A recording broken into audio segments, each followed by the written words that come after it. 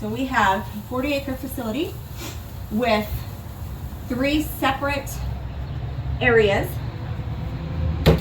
And in one of our areas, 2 very separate areas within that. So we have our original facility on the Odell side of the road. Those are full and pasture boarded horses. So depending on what the owner wants for their horse, they have access to a stall. They're turned out in pasture the rest of the time. We have a lounge over there, a round pen, and an arena. That's on the west side of Odell. Then on the east side of Odell and on the north side of Overcash, because we have 2 roads running through our farm, we have the Overcash facility, our newer side of the facility, where our new arena and round pen, our training area is, where our trails are, where our stalls are for our full boarded horses, and where our private pasture board horses are as well. So those are considered our VIPs. So we have 2 stalls with 2 horses that get turned out in one paddock, 2 stalls with 2 more horses that get turned out in another paddock, and 2 pasture boarded horses with no other horses out in that pasture at all. That's considered a private pasture.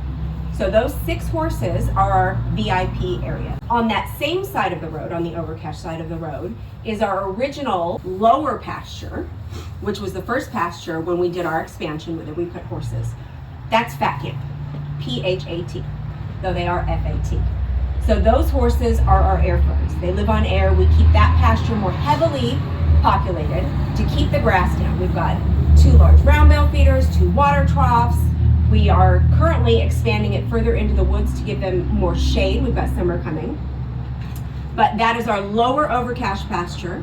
And then we have the VIP area with 3 pastures and 4 stalls right off of the arena and the round pen. Then we have the Enclave, which is the area directly behind our home.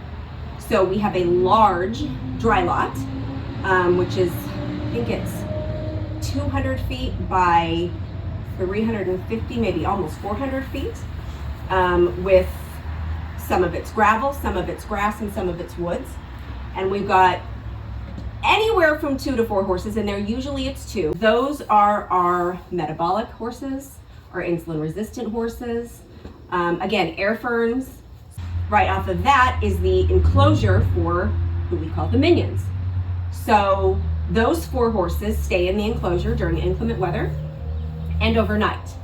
During the day, on a nice day where it's not raining or snowing or whatever, then they go out into the very large grass pasture. And for us, very large is, I think it's 8 acres of pasture and woods. And then they come in every night. So naming the different areas of our facility helps us figure out what we're doing, where we're going, where there's an issue, where something needs to be fixed or addressed. But just to give you a little insight, when I'm talking about these different areas of why they're named and where they are, hopefully that helps, because I know it can be confusing for people that aren't part of life at Leatherman Lane or are watching this going, what the hell is she talking about? That's what I'm talking about.